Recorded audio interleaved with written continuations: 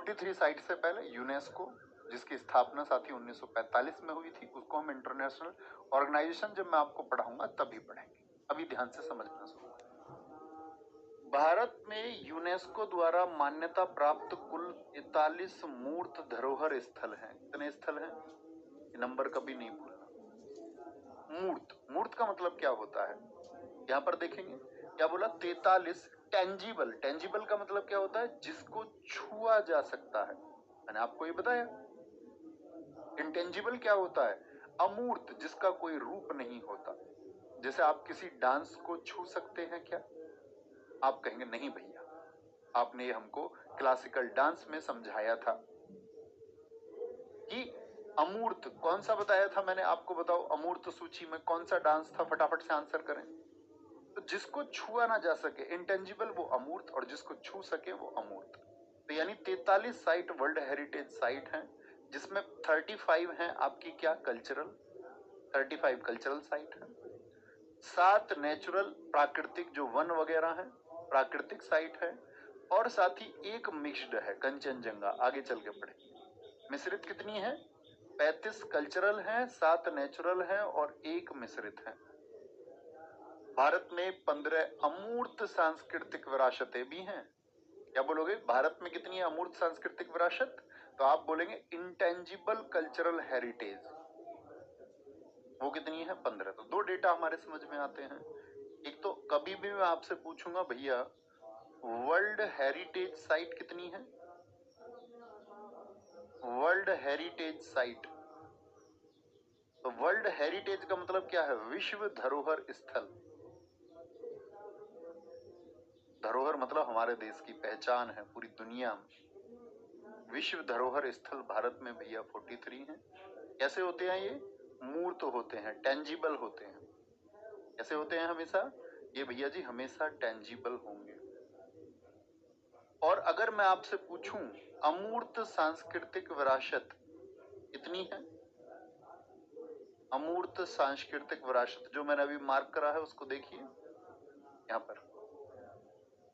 अमूर्त सांस्कृतिक विरासत कितनी है?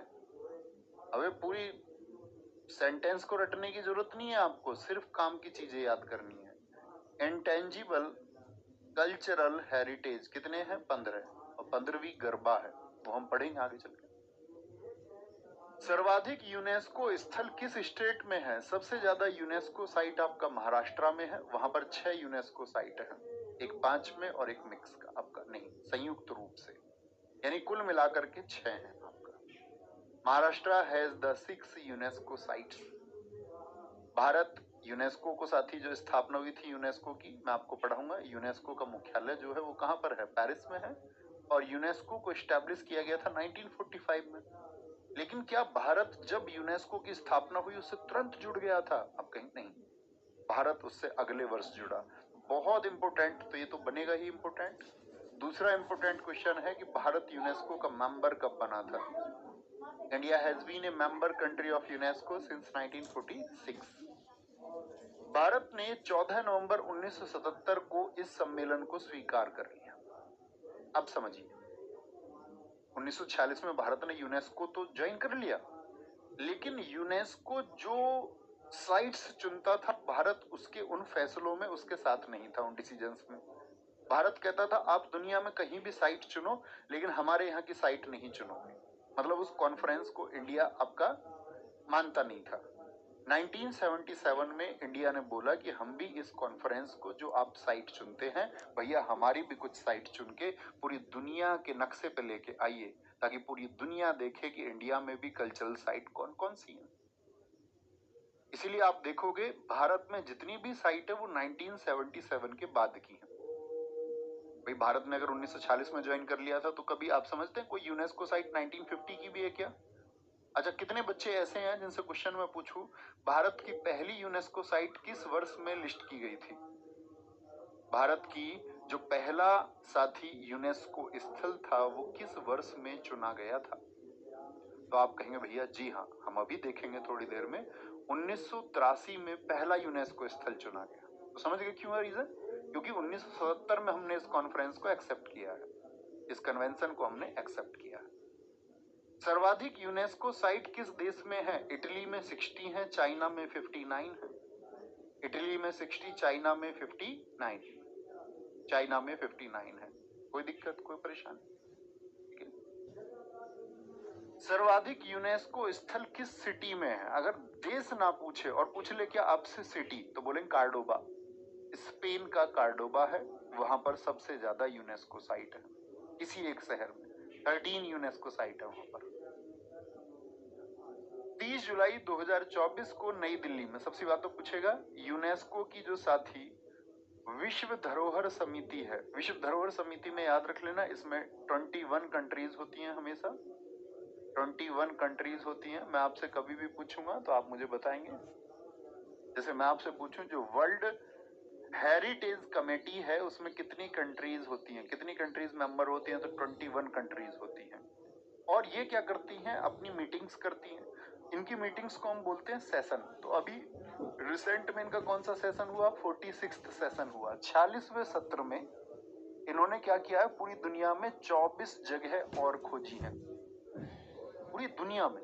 लेकिन भारत में कितनी जगह लिस्ट की इन्होंने? सिर्फ एक। उसका नाम बता सकते हैं क्या? अभी रिसेंट में भारत का एक स्थल भी इन 24 में से एक था, तो क्या बोलोगे? भैया वो था मोइडम्स।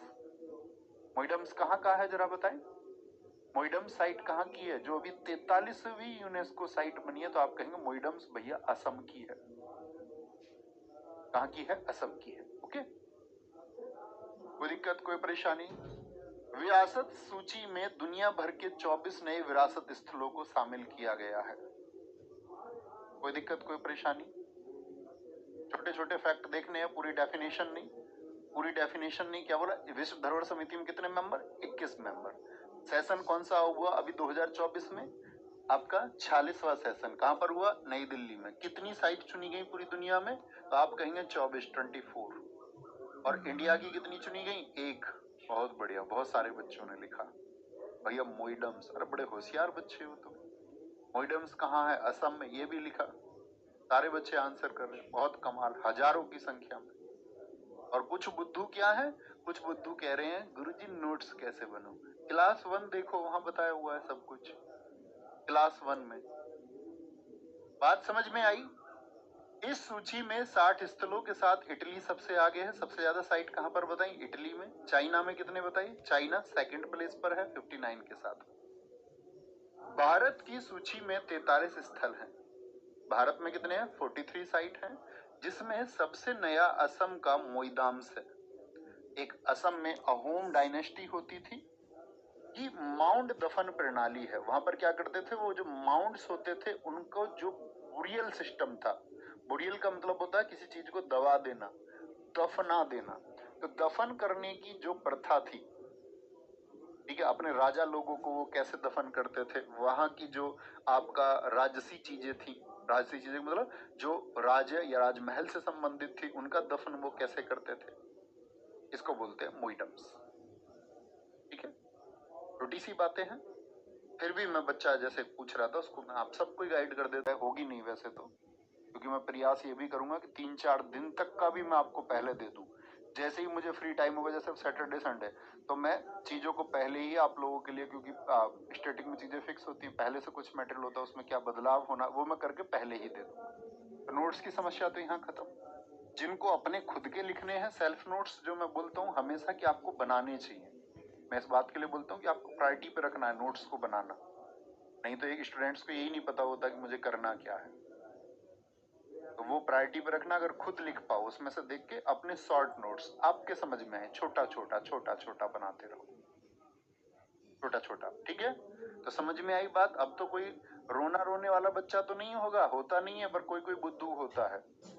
यूनेस्को की साइट्स का इमेज आपको पीडीएफ में लगा हुआ मिलेगा, ठीक है, उसको वहां से आप देख पाओगे। ये हमारा सबसे लास्ट में काम आएगा, जब मैं आपसे पूछूंगा टिक करके धौलावीरा कहाँ है भैया बच्चों बोलो, तो आपको बोलना है।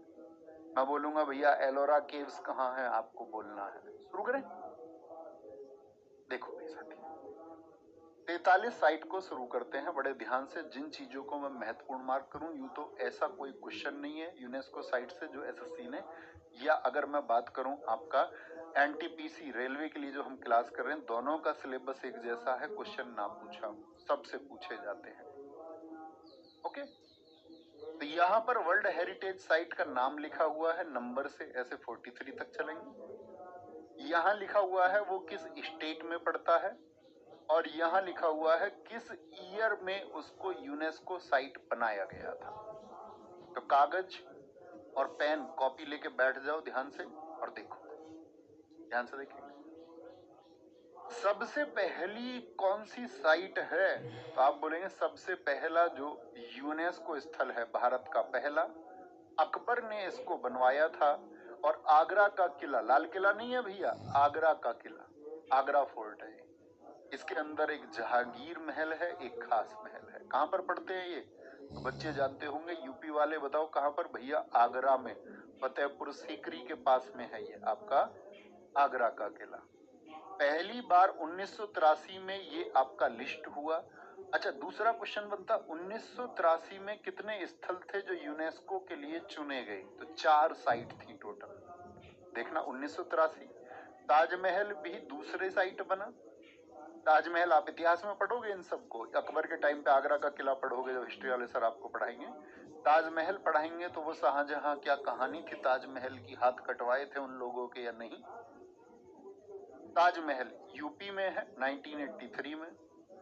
1631 से 1648 के बीच इसका निर्माण हुआ, और शाहजहां द्वारा निर्मित एक वास्तुकार, वास्तुकार बोलते हैं किसको, आर्किटेक्ट को।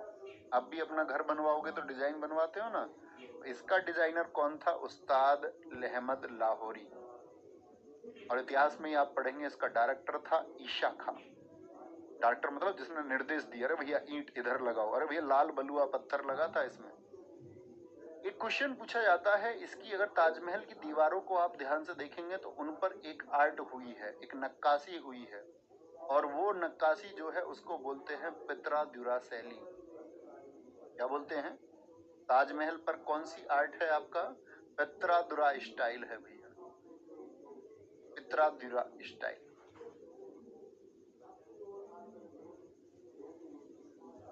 पित्रा स्टाइल। अब ये ऐसा नहीं था कि ताजमहल पहला स्थल है जिस पर पित्रा शैली का प्रयोग हुआ।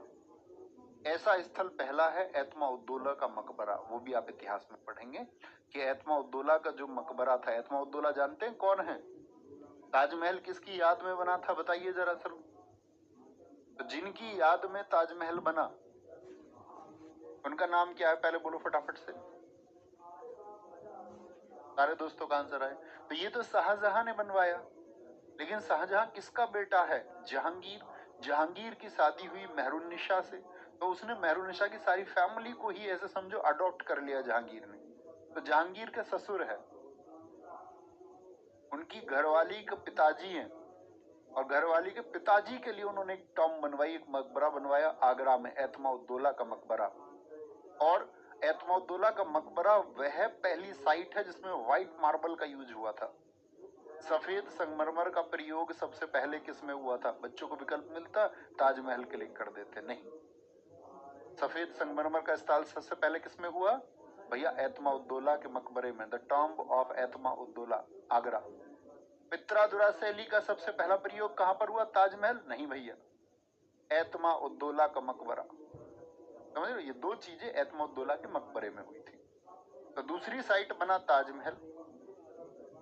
तीसरी साइट 1983 में कितनी साइट हो गई टोटल बताना, जैसे एसएससी जेई में पूछा गया था, वह प्रारंभिक वर्ष जब यूनेस्को के स्थलों को चुना गया, यानी कि यूनेस्को की साइट जब लिस्ट हुई तो कितनी साइट थी जो 1983 में लिस्ट हुई थी, आप कहेंगे भैया 4 मुमताज महल सबको पता है। अभी तुमसे पूछूंगा कुछ कठिन क्वेश्चन, जब देखूंगा तुम बताओगे या नहीं, सब मुमताज लिख रहे हैं। अजंता में कितनी गुफाएं हैं टोटल, 29 केव्स हैं। कितनी केव्स हैं बोलोगे, अजंता केव्स कुल गुफा 29। किस साथी रिलीजन से इनका रिलेशन है, बौद्ध धर्म से इनका संबंध है, और वाकाटक डायनेस्टी ने इनको बनवाया था। और किस नदी के किनारे हैं ये? वाघोरा नदी के किनारे हैं भैया। किसके किनारे? वाघोरा नदी के किनारे। अजंता की गुफाओं की खोज कोई पूछे आपसे, इनको कब डिस्कवर किया गया था?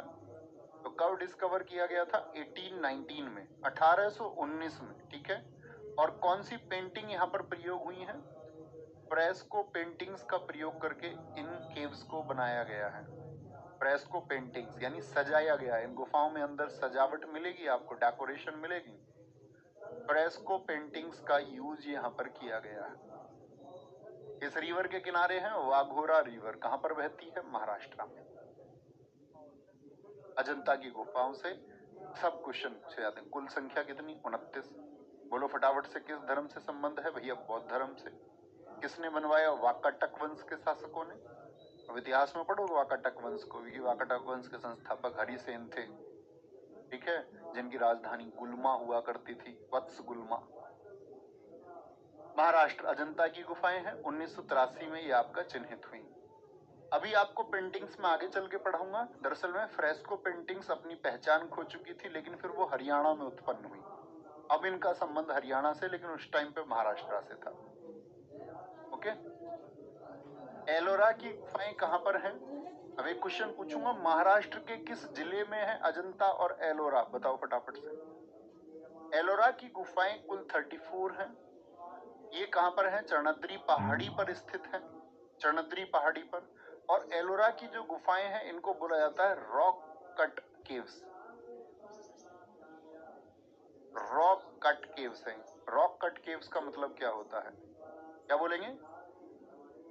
सैलकृत, यानी सैल का मतलब होता है चट्टान, और चट्टानों को काट करके, पूरे पहाड़ों को काट करके, आप उसका ऊपर से फोटो देखोगे तो ऐसा दिखेगा गड्ढे में पूरा एक पत्थर, पूरा एक ऐसा पर्वत था प्लेन, उसमें भैया अंदर की तरफ काट के ऐसे बनाई गई है, फिर दिखती है इसका स्ट्रक्चर।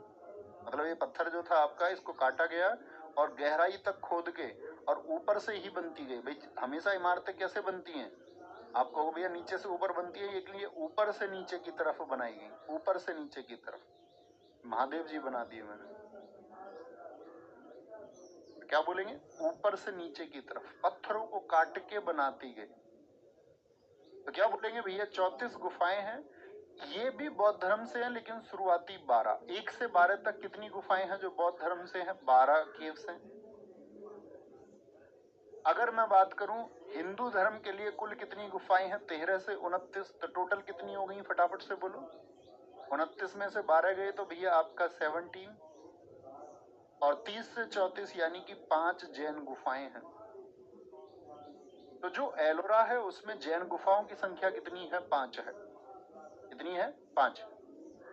महाराष्ट्र की किस डिस्ट्रिक्ट में है ये? तो महाराष्ट्र के साथ ही औरंगाबाद में।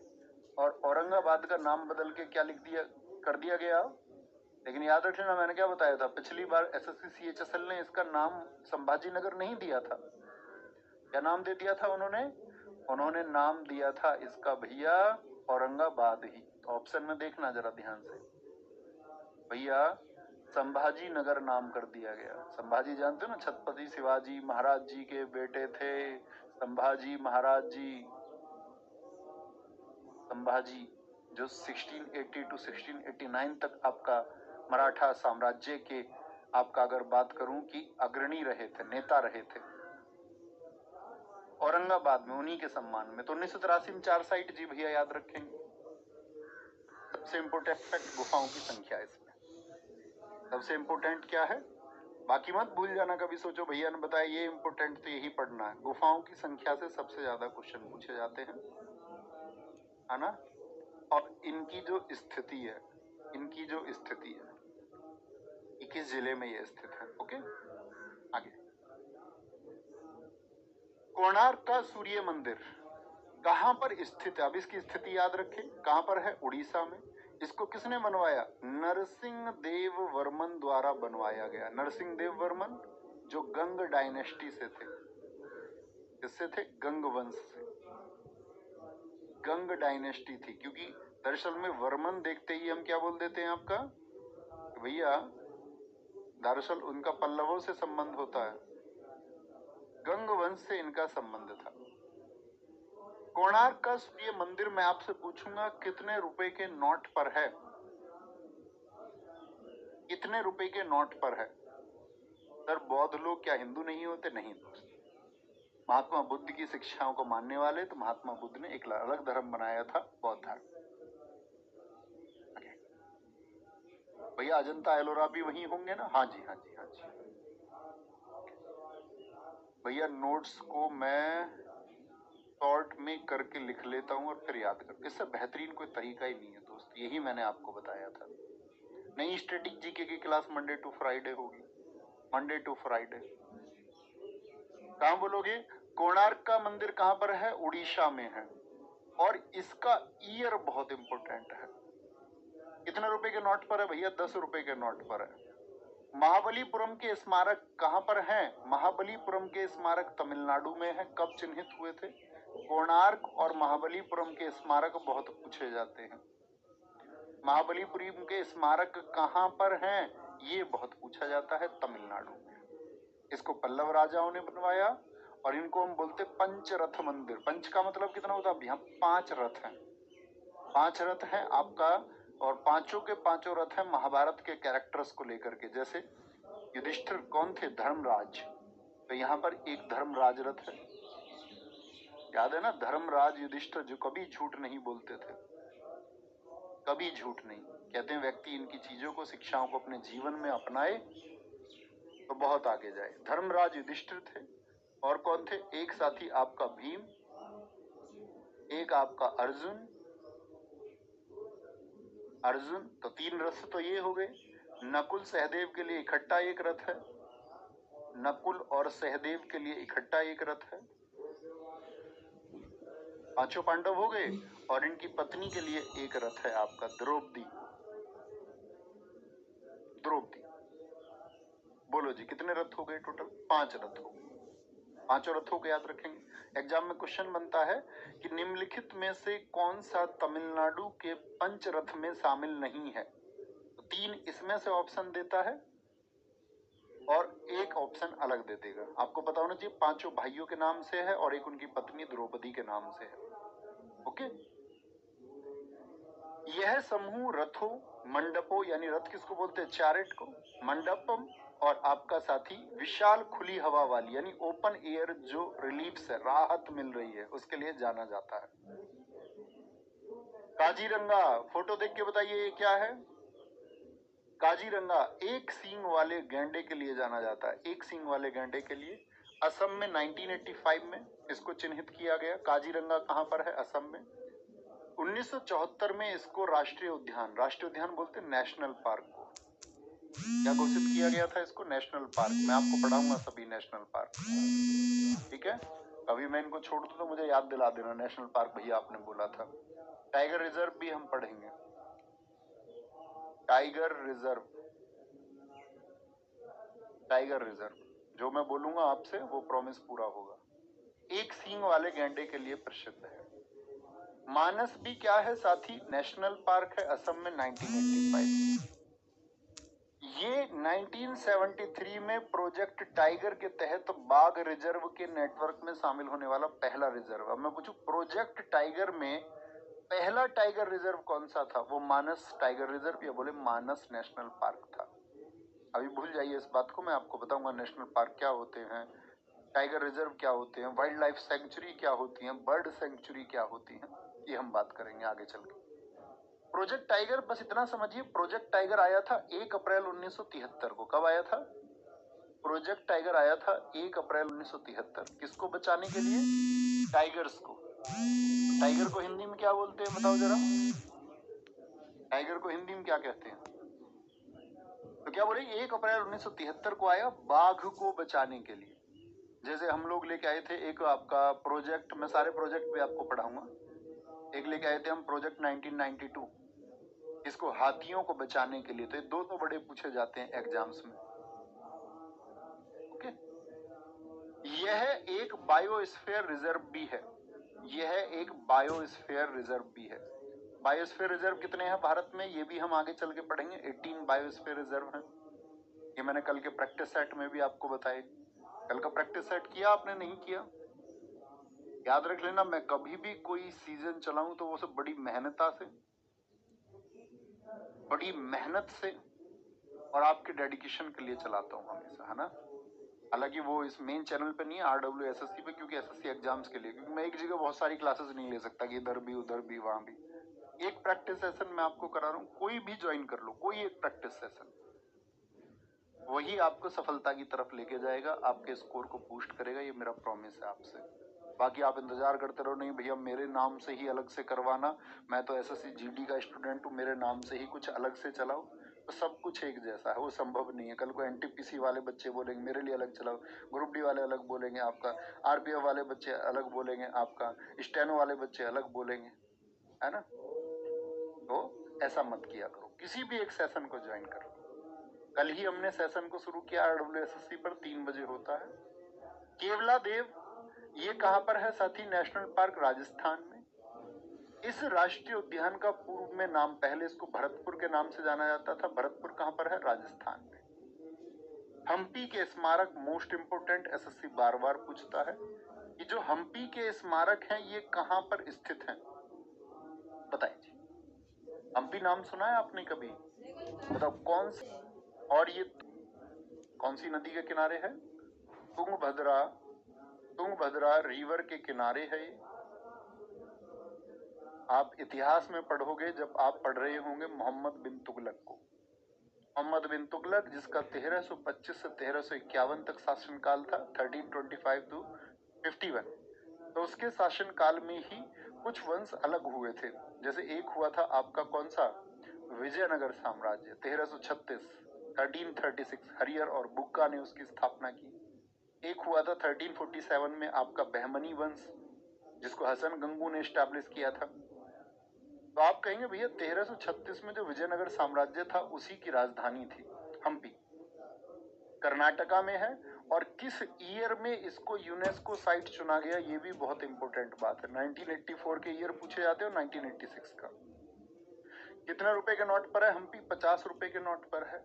हम्पी विजयनगर साम्राज्य की अंतिम राजधानी थी।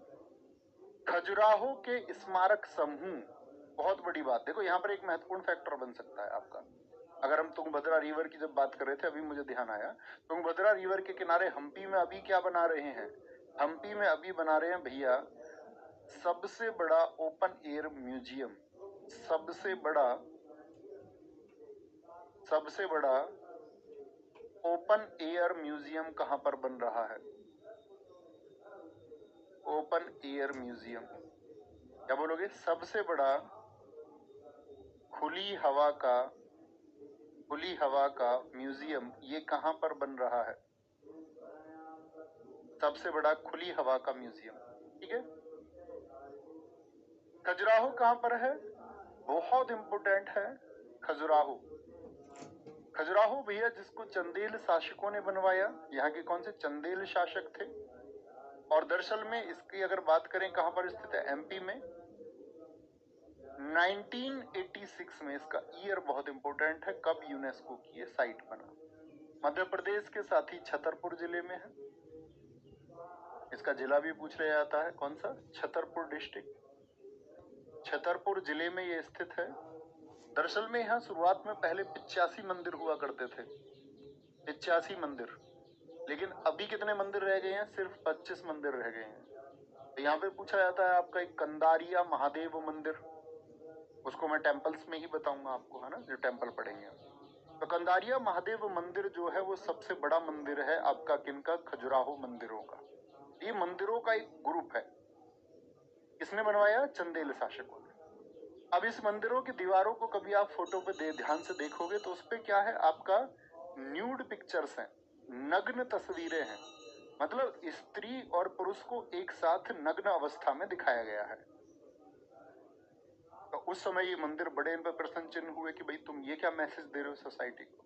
तो उन्होंने कहा कि जो यौन शिक्षा है, जो सेक्स एजुकेशन है, वो बच्चों को देनी बहुत जरूरी है।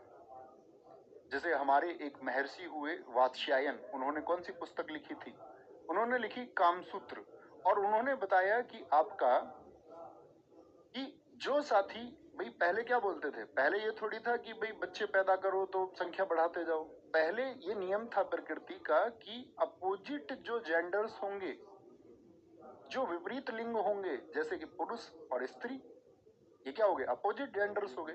तो अपोजिट जेंडर्स इस बात के लिए मेल करेंगे ताकि वो प्रजनन कर पाए, सिर्फ इस बात के लिए, बाकी और कोई उद्देश्य नहीं होना चाहिए, प्रजनन मात्र के लिए, इतना भर उन लोगों का साथ होना चाहिए।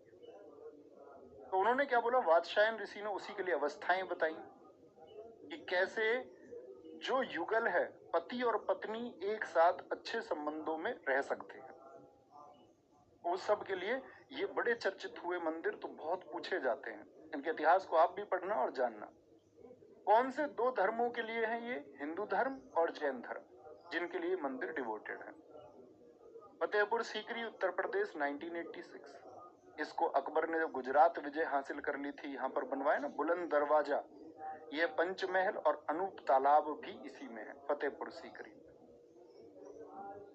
गोवा के गिरजाघर और कॉन्वेंट, बस नाम पढ़ लेना, गोवा 1986 की पुर्तगाली राजधानी थी और यहाँ पर बहुत मिशनरी आए अपने अपने धर्म का प्रचार करने।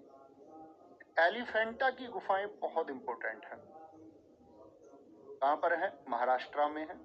किसने बनवाया था इनको, राष्ट्रकूटों ने, जो राष्ट्रकूट वंश था उसने इसको बनवाया था।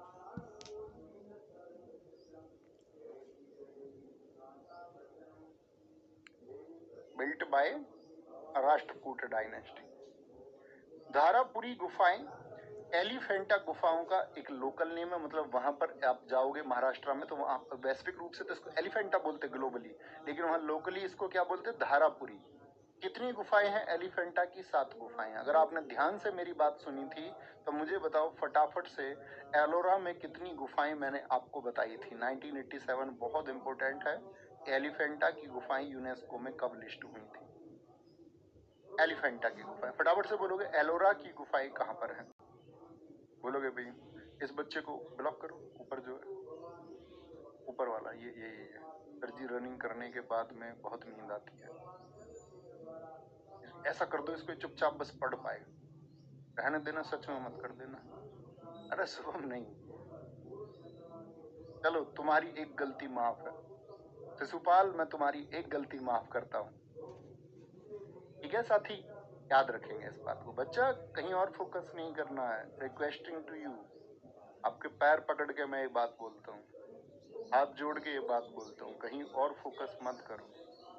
पढ़ने का मतलब है छात्र, मतलब एकदम से एकाग्र हो गए, वो घोड़ा बन जाना जिसके पट्टी बंधी होती, ना इधर का देखना ना उधर का, ना कुछ सोचना, लेकिन भैया दिमाग तो कहीं और पहुंच जाता है। ये क्या क्यों होता है, मैं तो बहुत सोचता हूँ, बड़े ध्यान से पढ़ूंगा लेकिन दिमाग भटकता है। इसका सिर्फ एक तरीका है, जो आपके पढ़ने का स्थान है ना, वहां सामने सबसे बड़ी चिट लगाओ, फोकस, चिट लगा लो वहां सबसे बड़ी, फोकस। फोन में अलार्म लगा लो हर 2 घंटे बाद का, फोकस। दिखे कुछ और, अच्छा इंस्टा चला रहे हो, फोकस। पढ़ाई में इधर उधर कुछ जाएगा, ध्यान कहीं और डूबे हो, फोकस। ध्यान सबका भटकता है, लेकिन आप कितनी जल्दी उसको वापस ट्रैक पे ले आओगे और कितनी जल्दी ये पहचान लोगे, अरे नहीं भैया गलत रास्ता है, क्योंकि गलत रास्ते पर अगर आगे बहुत बढ़ जाओगे तो फंस जाओगे ना। एक बच्चे ने कल मुझसे रिक्वेस्ट किया आप सब तक मैसेज पहुंचाने के लिए, मेरे पास आए, एक लड़का था और उनकी 2 बहनें थी, बहुत रोए, बहुत, जितनी सीमा हो सकती है रोने की उतने भर की, इवन मतलब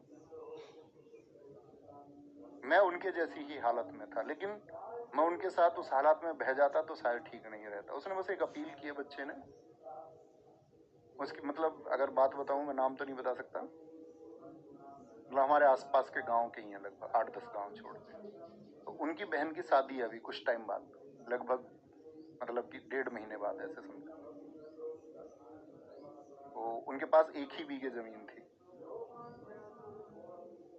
उन्होंने बताया भैया हमारे पास 1 ही बीघे जमीन है, पिताजी ने वो जमीन बेची उन 2 लड़कियों की शादी के लिए, टोटल 4 बहनें हैं, बड़ी 2 की शादी के भी एकदम से जमीन बेचेंगे तो उतने पैसे नहीं मिलते हैं, पहले ही बेच देते हैं जमीन को। दिखना मैं क्या सिखा रहा हूँ, तो जमीन को पहले ही बेच देते हैं, तो वो लड़के को पैसे दे दिए 7 लाख रुपए, शादी पे काम आए। उस लड़के ने रमी सर्कल खेल लिया, कोई रिश्तेदार मदद नहीं कर रहा है, नहीं कोई कुछ मदद नहीं कर रहा है। जैसे तैसे करके वो 2 लाख रुपए की मदद पिछले जब से मिल के गए तब से वो इकट्ठी कर पाए। हालांकि मैंने उनसे प्रॉमिस किया 10 तारीख तक का, मन की इस 10 तक आप जो प्रयास कर सकते हो उससे करिए, बाकी मैं देखूंगा। लेकिन दोस्त मैसेज ये है, और मेरे पास 2-3 मैसेज और आ चुके हैं बच्चे के लिए कि मुझे जॉब दे दो। दरअसल में वो में सब कुछ मेरे पास नहीं है संभव। मैंने उन बच्चों को बताई ये बात कि आप जब कोई डिसीजन लेते हैं आपको उस टाइम पे सोचना है कि ये सही है या गलत है। जो मैंने अभी बोला ना कि रास्ता गलत है, ये बहुत देर बाद पता चले तो कोई अर्थ नहीं है। ये शुरुआत में तो जैसे ही ध्यान भटके ये पता चल जाना चाहिए कि ये सही है या नहीं है। इसीलिए उस फोकस को लिख लो। भैया रथ मंदिर कहाँ पर है ये बताएंगे दोस्त आपका रथ मंदिर, सारे जब मंदिरों को पढ़ाएंगे ध्यान रखें। सुंदरवन नेशनल पार्क, तो मेरी रिक्वेस्ट है आप सारे बच्चों से, आपके सामने भी ऐसे बहकावे आएंगे, आप सोचेंगे कि यार मैं अपनी स्थिति बदल लूं, अमीर हो जाऊं। जब आपको अगर फायदा हो भी गया ना तो किसी के घाटे से होगा, कोई और रोएगा आपकी जगह, है ना। आजकल तो बड़े स्टार लोग लोगों से बोल रहे हैं ना गेम खेलने के लिए, उन्हें नहीं पता कितने लाखों लोगों के घर बर्बाद हो रहे हैं, कितने यूथ अपने घर से पैसे चुरा के अपने घर की स्थिति को बेकार कर रहा है। मैंने बहुत धमकाया उस लड़के को, मैंने उससे कहा नालायक तू अब झूठे आंसू मुझे दिखा रहा है। बेशक वो आंसू सच्चे हों, लेकिन हम तो झूठे कहेंगे ना कि तुम टाइम पे ठीक डिसीजन नहीं लेते हो। आएंगे जी वापस। सुंदरवन टाइगर रिजर्व ये कहां पर है? पश्चिम बंगाल में है। यह गंगा डेल्टा का हिस्सा है। अब आप सोचेंगे डेल्टा क्या होता है। देखो भारत में सारी नदियां कहां पर गिरती हैं? आप कहोगे भैया इधर अरेबियन सी है, अरब सागर है, इधर क्या है? बे ऑफ बंगाल है। ज्यादातर नदियां कहाँ गिरती हैं? बे ऑफ बंगाल में। तो गंगा और ब्रह्मपुत्र जब गिरती हैं तो ये नदी में ऐसी आकृति बनाती है। और आपने मैथ में पढ़ा होगा डेल्टा, डेल्टा का साइन कैसा होता है? तो इसको डेल्टा कहते हैं। समझ तो नहीं, थीटा का साइन होता है अल्फा बीटा, ऐसे ही डेल्टा भी होता है गणित में, तो उसकी जैसी आकृति है। तो इसको बोलते हैं डेल्टा। सबसे बड़ा जो है वो सुंदरवन है।